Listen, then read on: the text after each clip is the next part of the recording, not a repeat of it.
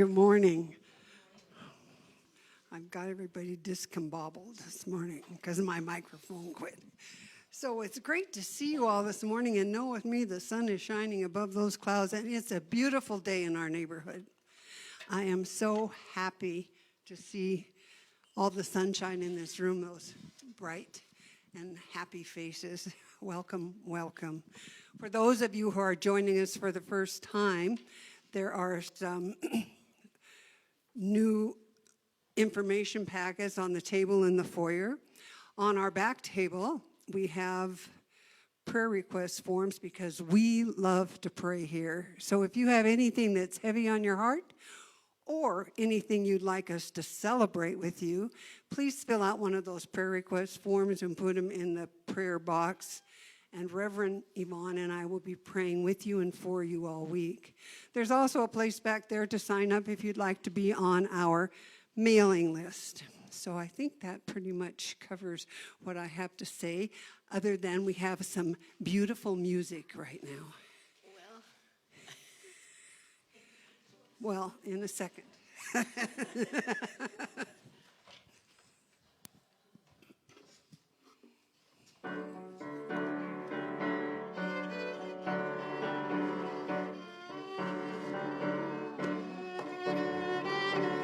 Think of your fellow man, lend him a helping hand, put a little love in your heart.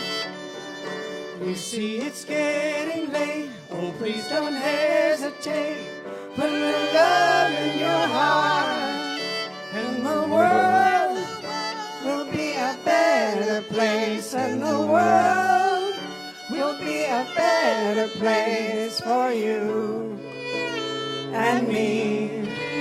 You just wait and see. Another day goes by and still children cry. Put a little love in your heart. If you want the world to know we won't let hatred grow, put a little love in your heart, and the world will be a better place, and the world will be a better place for you and me. You just wait and see.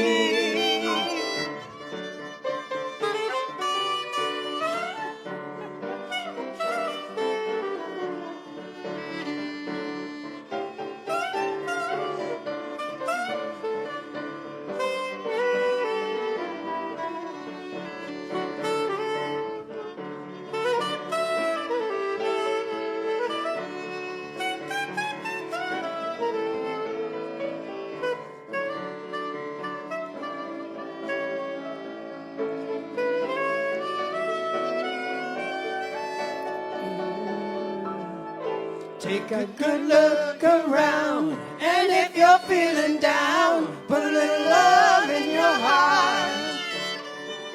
I hope when you decide, kindness will be your guide. Put a little love in your heart, and the world will be a better place, and the world will be a better place for you and me.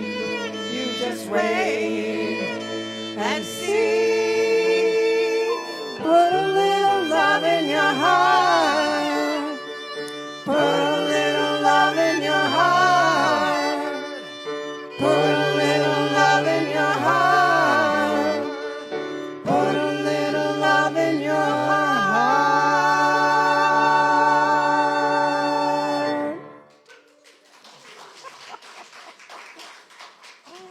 I can feel the love. Thank you so much. Thank you.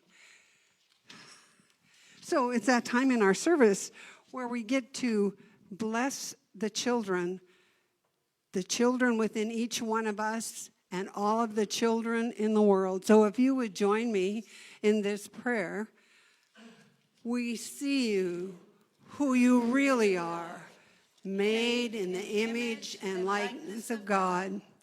We cherish you, we love you, and we love you.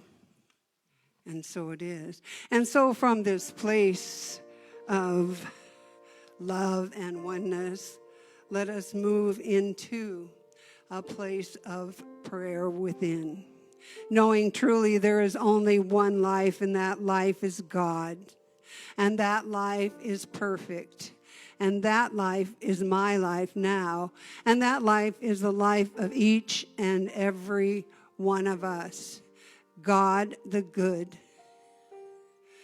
God who is light and love and peace and joy and harmony. God who is health and wholeness and abundance. There is absolutely nothing outside of God. I am one with it. And if that is true for me, that is true for each and every person here. Individualized expressions of the one with peace, one with joy, one with love. So as I speak my word for this day, for this service, and for the ensuing week, I know that we move through this time with love and with joy and with compassion. I know that each and every interaction we have is God interacting with God, and I call that good and very good. I know that health and abundance abound, and for that I am truly grateful. I'm grateful for the powerful presence of Spirit within each and every one of us, within our lives and within our affairs. I simply say thank you as I release this word now to the perfect working of the perfect law, which always, always, and only says yes. Please join me in affirming, and so it is. Amen.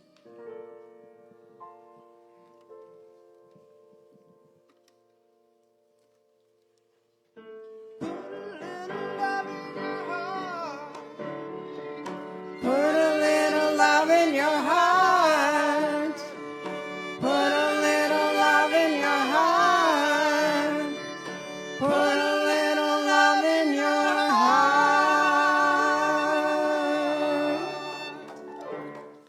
Whew, thank you so much. Yay, let's give them some love. We appreciate our musicians. Thank you. Wow, good morning. It is my pleasure to be here with all you all. It's just a beautiful day, and I love our music. We're going to put love in our, no, we're not going to put a little love in our hearts. We're going to allow the love that's within our hearts to come forth in expression, right? That's what it's about. We've got it. We've got it. We've got it covered, you guys. It's there. And it's just it's the opportunity we must recognize to allow it to come forth. Not when things are just going well, and not when we're feeling really good, but to recognize that it's always present. It's innate in us, right? It's not something we're going to get or something that we can earn. It's part of our essential being. So it's going to come forth when we recognize it and when we allow it to be the expression of life that we are in action, in form.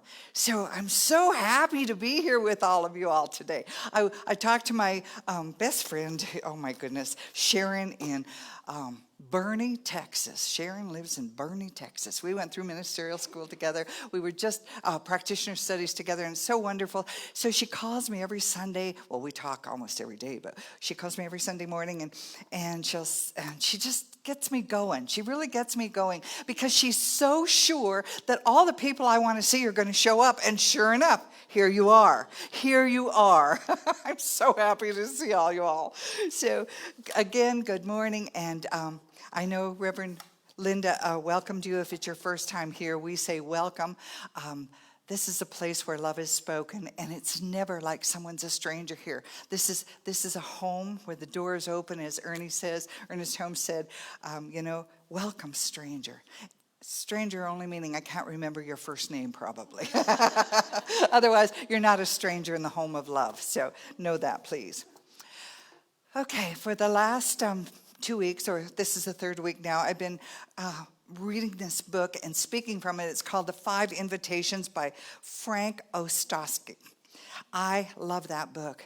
I love that book because he was at the bedside of people who were dying from the early 80s on, and what he did was glean insights that he's sharing in this book that will help us, that if we choose to use them, to live more meaningful and loving lives, to be present, because he saw a lot of people who were at the end of life who had regrets or had pain, that was emotional pain and suffering that they were going through, and he took those insights and not only wrote this fabulous book about how to be present, but what he gleaned from the insight, so that because every day, every moment is a gift to us.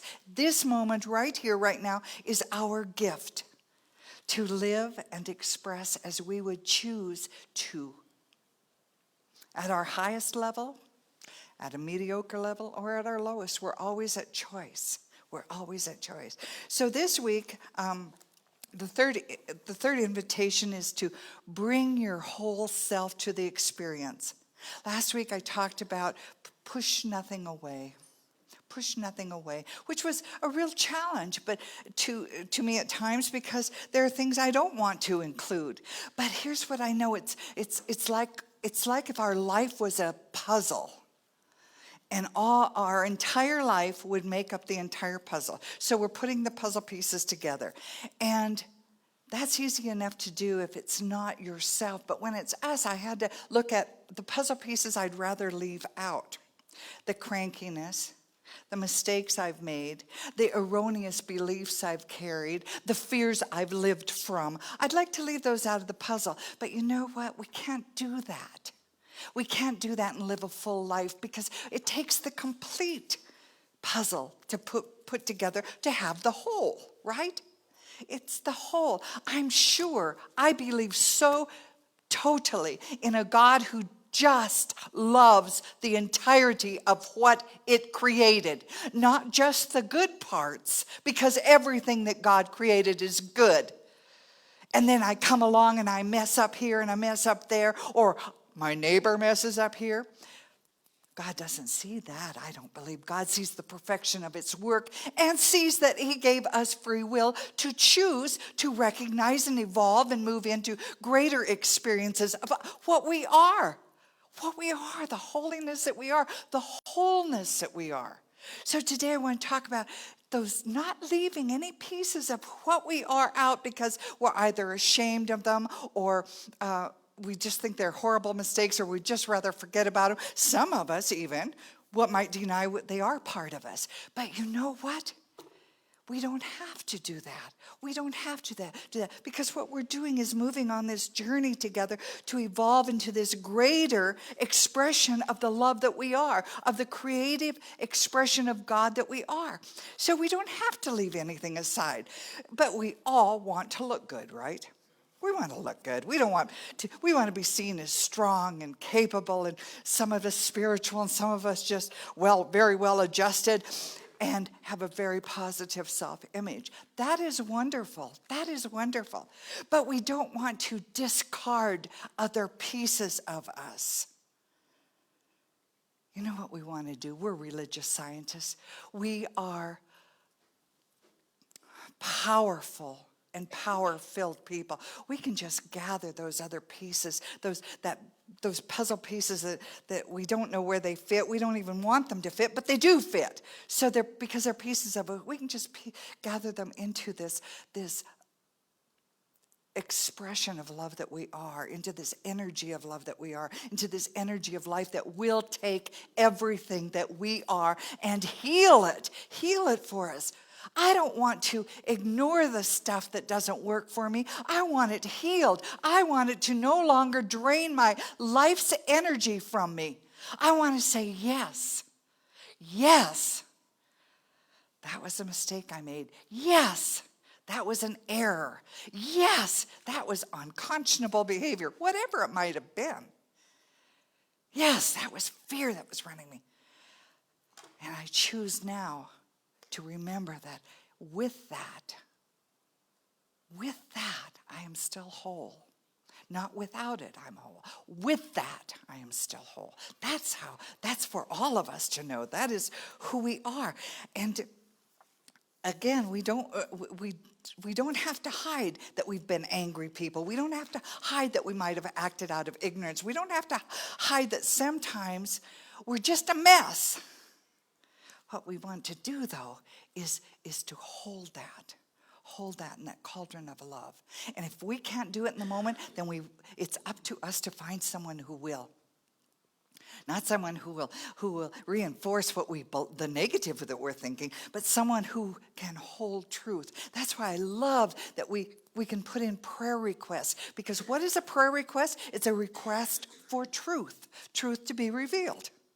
That's all. And it isn't God that's got to be set up straight to know what the truth is. It's us to know that about spirit and know that about life and know that about the power for good in the universe that moves through us. It's always for us and with us.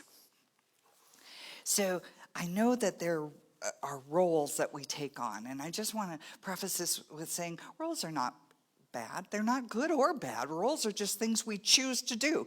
So we want to recognize, though, that when we take on roles, we take on a set of expectations and behaviors with those roles. A nurse will act this way, a teacher will be this way, a judge will have these things, the chef will be this. Whatever the role is that we've taken on, the mother, the father will be something that there's an expectation with, a function and a responsibility. But sometimes in life, our roles collide. I found this in my own life when I was doing social work. Oh, out there taking care of this, out there taking care of that. But I was neglecting my daughter. Well, I neglected her because I taught her how to take care of herself, for heaven's sakes. She was 12 years old. So sometimes our roles conflict, and we have to make a choice about what is right. And that's what I want to talk about today too, is how do we make those decisions of what is right and what isn't right for us without regrets. So again, to say though that our roles sometimes will let them define us. I remember having dinner and invited a police officer to come, and I was so shocked that he wanted, and this is quite a few years ago, he wanted to wear his gun in the house. And I said, I'm kind of uncomfortable with that. And he said, but I'm required. Small town. It was just his role was very defined for him. So sometimes we let them define us, but when they do that, it also confines us. He was so uncomfortable having dinner with us. It was just a sad thing. But that's what can happen when we get stuck in a role. I can't do this because I am this. We are not our roles. We are not our conditions. You might be experiencing a cold, but you're not the cold. A cold might be upon you, but you're not the cold. And it's not your cold anyway. It really isn't. I just have to really move into that, because we'll say that. We'll identify with things that aren't ours, but that we may be experiencing. My whatever. My headache, my migraine headache. I suffered from those for years. And when I really got into this teaching, I realized they were never mine. They were something that was upon me and I was experiencing. But the longer I claimed them, the more I experienced them. Now, I can say this with hindsight, but I also remember feeling very hopeless and that they were never going to go away. I had them like 27 days a month. There were very few days I didn't have them, and they were marked on the calendar. So I believe in the power of the mind. I believe in the power of the universe. I believe in what Reverend Linda said also about the universe always says yes to us. And I was holding that baby, those migraines, like they were the only life I had. I had migraines and I worked. I had migraines and I had a family. You see, whatever we put our energy into, we are going to experience more. We are going to have that evidence in expression. So I invite you, don't claim the things you don't want. Don't claim a condition, for heaven's sakes. You are experiencing that. You've been knocked off your feet by that.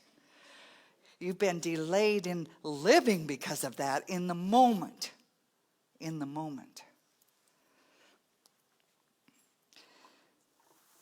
And with roles, I think we usually, right up maybe until midlife, we can be in a role of accumulation and getting into that, getting into that high point in our career, whatever it is we're doing. But and so therefore we really identify with that role. But then we move into something more. Something more. We've got a lot of what we've wanted to accomplish, and so we can move into something more, and that's often when we'll move into starting to examine our lives. Is this really what I want to do? Is this really where I want to be? Is this really the kind of relationship I want to have with this person? And I don't mean get rid of the person, I mean maybe get rid of the type of relationship we're having. That's a new idea. I thought it was get them, like them, get rid of them. It's not so much so. That can become a habit too, unfortunately. So anyway, the reasons I think going back to we leave out parts of us is because we aren't able to be authentic with life. And the reason I know for a fact I was not authentic in my life and still work with it. Of course, there's nothing that's a done deal with me. I'm always working on it, always learning more. I thought I was so smart. And what I realized was I'm smart when I realize there's more to learn. That's what makes me smart, is I realize there's more to learn. There's a bigger picture here. There's more grace than I ever expected in this universe and within each one of us. There's no me and them. There's us, all of us. And I'm beginning to recognize that not only from up here, but the heart, the soul is calling forth this truth that is unchallengeable. I can't challenge it anymore. I thought I had it all down, but I don't. So anyway, we can't be authentic with ourselves when we are listening to our inner critic. Anyone know if they have an inner critic? Do you have an inner critic? A few people, yeah. Well, let me just talk about the inner critic for a little bit. This is what the inner critic does. And just see if any of these resonate with you. The inner critic compares. The inner critic devalues, diminishes, and invalidates. And here's the thing. I recognized how strong the inner critic was when I was told not to look at what it says to me, but how I treat others. So if I am comparing, devaluing, and criticizing others, that's the effect. But what is the cause? The cause is the inner critic I listen to. So often, the very most critical person we know, and we all have known someone in our lifetimes that was very critical. Often the most critical person we know has the strongest inner critic that's telling them exactly what they're giving to the world. That's telling them you might have done this, but you didn't do it as well as you could have. Or if you did get this done, it's done quite well, why wasn't it done like this 2 weeks ago? All of those things that just keep us in line. In line for what? In line for more criticism. That's what it does. The inner critic is the one that holds us from making a decision because you know you want the A, but you know the best thing for you is B. Well, the inner critic goes by what is familiar too. And it thinks it knows everything about you all the time, about everything, because it's been with you your entire life. Our inner critic came to us from the grown-ups, I believe, from the grown-ups that were giving us their take on life, their biases, their prejudices, all of it comes to us. You know how we grow up and Grandpa said this and Dad said that and Mom said this, and we take those, and it's even been, I can't remember who said it, but someone said, for children, what we say to them as they're growing up becomes their inner voice, inner critic. You could have done better. Johnny got an A. How'd you get a B? Why did you get a B? You know, that kind of thing. Do your best. You want to make more money? You work harder. You might have fooled some people, but you won't fool everyone. Those are the kinds of things that the inner critic says to us. But again, it shows up in how we treat the world. We treat the world what we believe about ourselves. Don't trust anyone? You know you can't trust those people. Do you trust yourself? And then you look at, do you trust Spirit as the very source of your life? Always, always for you, never, ever testing you or against you. Do you trust that? How could you trust anyone if you don't trust yourself? How could you trust yourself if you don't trust God? It's something we get to examine. That's why we come together, to get our tools, so that we're able to look at the things that we can take internally to examine the life we're living, not because there's anything wrong with it, often, but could it be better? Because if I don't know I can have something better, I might not find anything wrong with what I've got. What do you mean I don't have to compromise all the time with everyone to keep people happy? Oh, they don't require it? Well, I didn't know that because I had an inner critic that said, you do what people want or they won't like you. It doesn't matter what you want. You do what people want and do it with a smile on your face because you know people can tell a smile is a frown upside down. So the inner critic can be very, very cruel because it has these tools it uses. And it's called shame. And it's called guilt.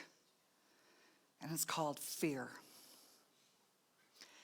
And there's a lady whose name is Byron Katie. And she uses this most incredible little thing she asks in her workshops. It's a tool. She asks no matter what you're thinking, the reason that I am single is because I've made 3 mistakes. And so I know, even though I want to be in a relationship, I know that I'm not really worthy of being loved. So you put down anything that you have this torment about, this suffering that you're experiencing inside, whether it's, and you ask yourself, number one, is that the truth? Am I sure that that's or is that the truth? And the second thing, doggone it, what did I do with that? Sorry about this. The second thing you ask yourself, and you know it's the truth because you've got the evidence, right? 2 failed relationships. Oh my goodness, of course I've got the truth. Then you ask, can I be absolutely sure?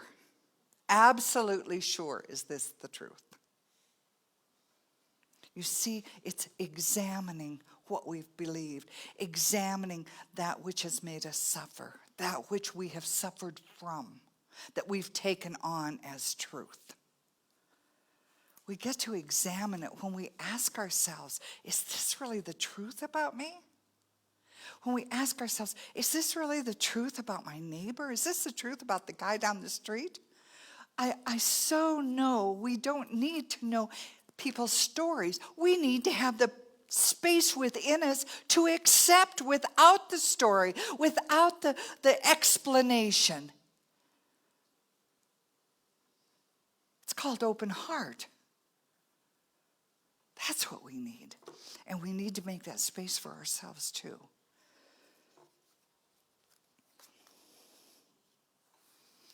E.E. Cummings says, I love this quote, it takes courage to grow up and become who you really are. it takes courage. I thought growing up was having the confidence to hide who I really was and do it well and present a whatever. We get to be who we truly are when we accept who we truly are, all the pieces of the puzzle. And when we do that, we'll disengage the critic from the amount of space that critic has taken up in our thinking and feeling and expression of life that it held before. We can disengage it just as it comes up. Oh, is that the truth? Can I be absolutely positive that that's the truth about me or that situation? Or is there more to know? See, that's the smarts. That's the intelligence. That's heart intelligence in us. That's God wisdom inside of us. Is there more to know? I have a little habit of when my critic, and my critic's always there. I used to think she was an auntie because I love my auntie. And my auntie, I thought supported me all along. She may have, but there was a time when I had to retire auntie. So now, when the critic speaks, I say, oh, you know what? You're right, but I've forgiven myself for that. If I'm in a place to be able to do that. You see, we get to be kinder to ourselves when we don't listen to the critic. How about when you want to make a decision? Have you ever heard someone say they had a big decision to make and they just couldn't do it? They're being torn by what they desire and what they're afraid of. What we desire, what we're afraid of. Where does the fear come from? What if I'm wrong? What if it doesn't work out?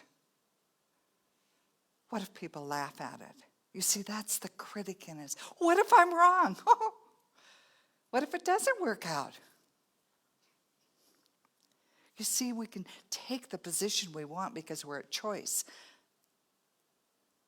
We're not the role, we're not the condition, but we are the presence and the essence of God in form. That's where our power comes from. That's where the truth lies for us. So when we accept this idea that the critic is not, this inner critic is not the know-all, be-all in our lives now with standing in truth, when we recognize that, then we can change something because we've accepted it. We've accepted that there are things to be changed. Not that there's this power within us that drives us, this critic, but there's a power within us that relieves us of this critical idea that has been active in us. So we can, when we do that, we accept the opportunity to know more. When we disengage, we use our discerning wisdom. We all have it. We come to trust our heart more and our soul more. And we trust that it doesn't have to be the right thing forever. But if it's the right thing now and it's a good thing now, why would we not engage? In his book, he tells about, Frank tells about a nurse who came to the hospice where he was, I think I told you, a co-founder of, and this nurse was there, and this woman was withering around and just, in a lot of agony, and he knew she was also in emotional agony. But the nurse wanted, and she had just a very short time to live. It was actually just a couple of days. And the nurse wanted to sedate her. And she wanted to give this woman the medication, but it would take 5 to 7 days for it to work. Now, the woman's only got a couple of days left. And Frank said, tongue in cheek, he said, maybe you're the one who should take this medication. Sometimes we do have to be with what is so uncomfortable if it's truth. Sometimes we do have to be with the suffering, and sometimes we have to be with the pain. And sometimes it'll bring up fear in us. It's not that fear isn't good, helpful. It's we just don't want to live from it.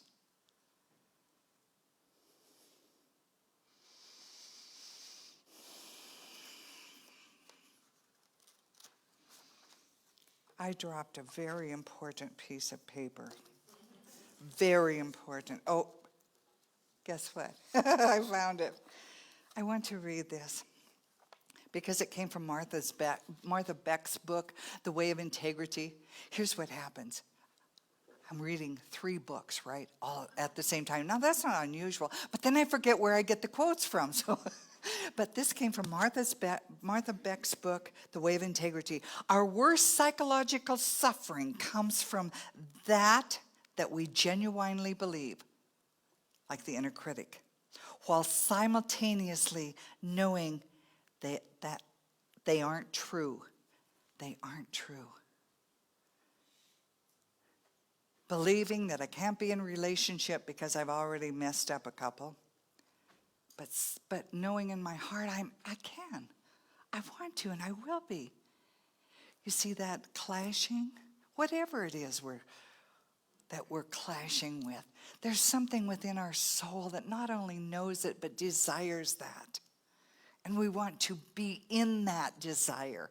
Feel it, live from it, express it and experience it. But sometimes that inner critic is the very thing that's holding us out of it. I am way too old to go back to college. I am whatever, or I can't, or they won't let me, or they won't recognize me. Whatever it is that we've heard and we've held on to, we don't need to hold on to any longer. Is it true? Is that true? Can you absolutely know that it's the truth? Not necessarily. And so I will close with a quote from Frank's book. He says, true acceptance begins a process. The undesirable can be changed into the desirable by mindfully embracing the flaws, our shortcomings, our warts, and all those rejected, painful, and scary aspects of ourselves. Embracing them. Even the seemingly unlovable pieces are loved because they are seen as part of the whole.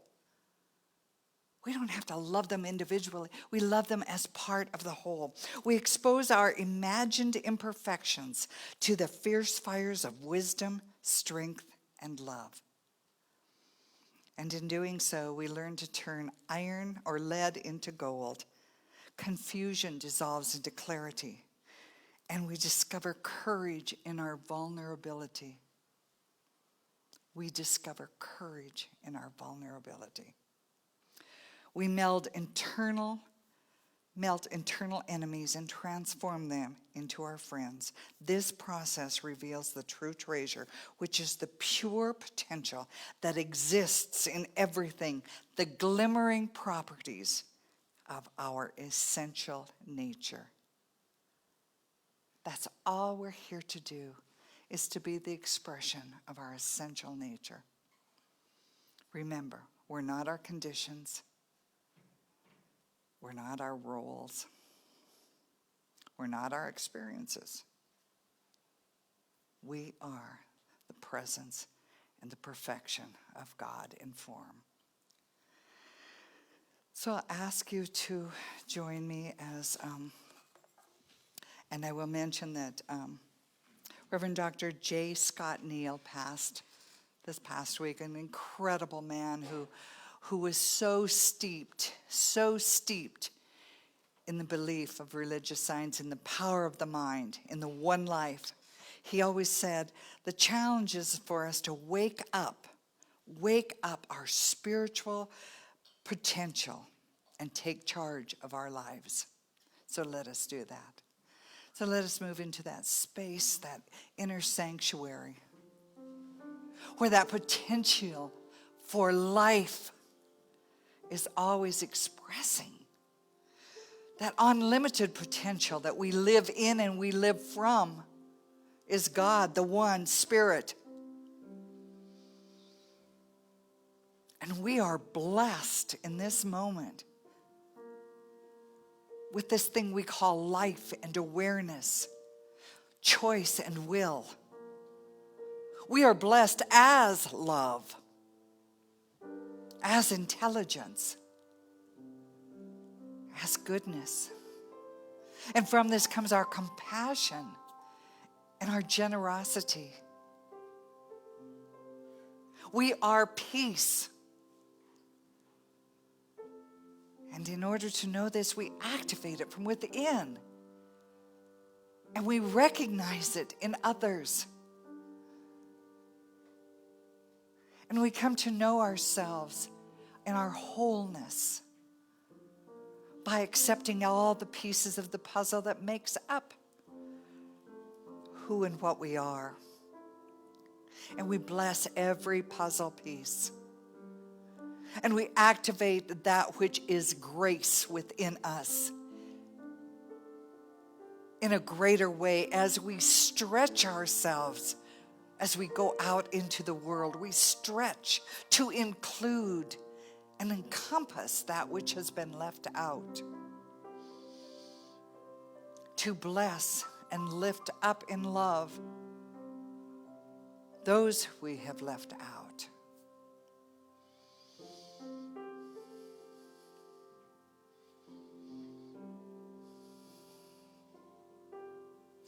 And as we feel the breath of God, the breath of life moving in and through our bodies, may we know that this energy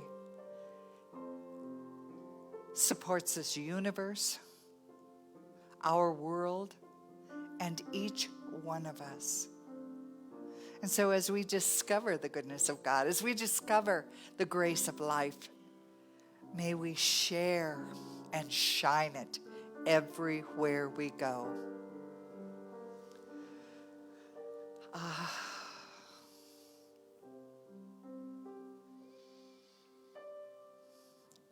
The perfection is in the beingness.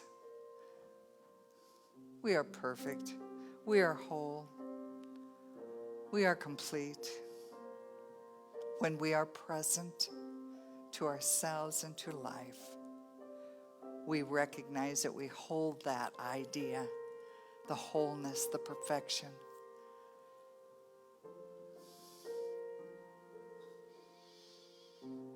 We are love in action. And together we say, and so it is. Amen.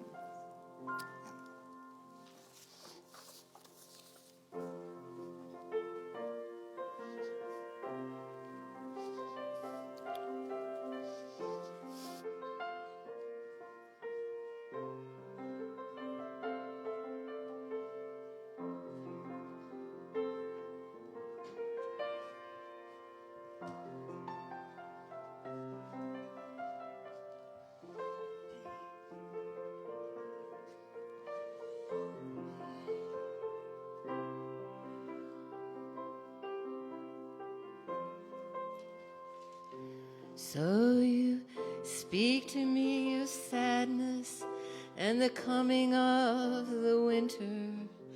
The fear that is within you now seems to never end.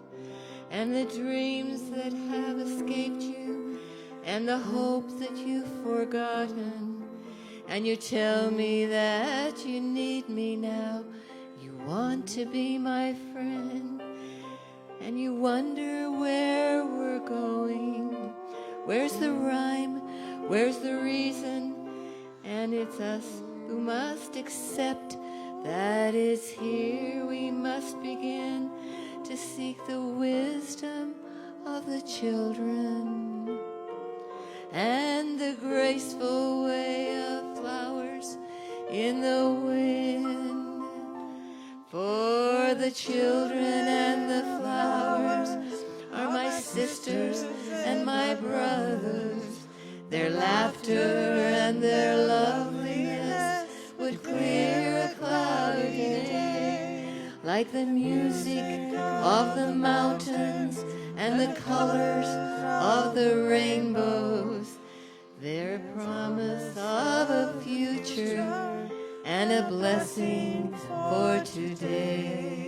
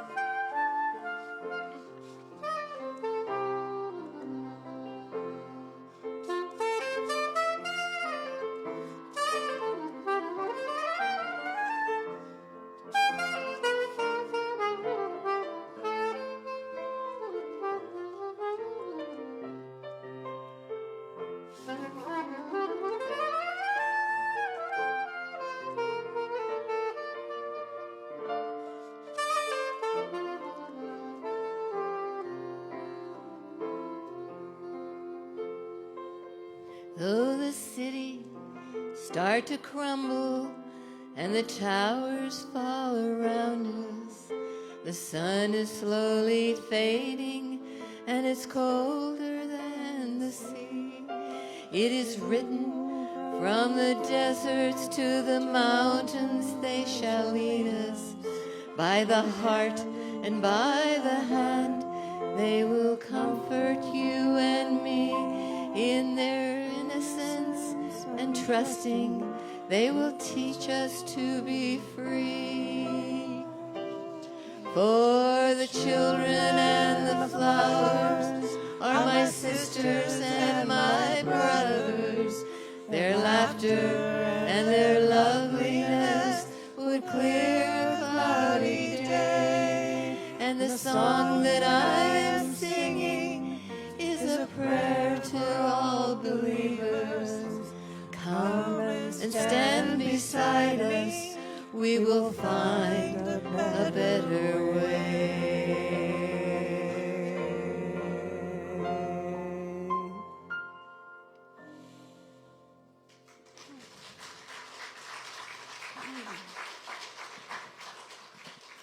Dawn and Red Star, Laura, Jamila, Audie, once again this week, you inspire me. Thank you so much for sharing your music with us.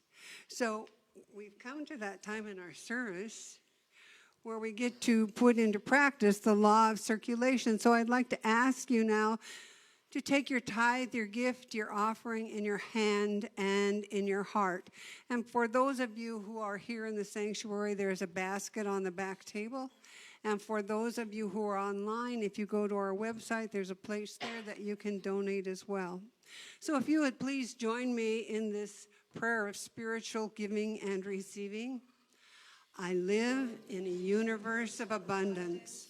As I freely and joyfully give, I join in the divine flow, and all that I share with life returns to me multiplied abundantly. And so it is. So I want to thank everyone who's joined us online this week, and we certainly hope you come back and visit us again. Just know that we love you, and we bless you, and we thank you.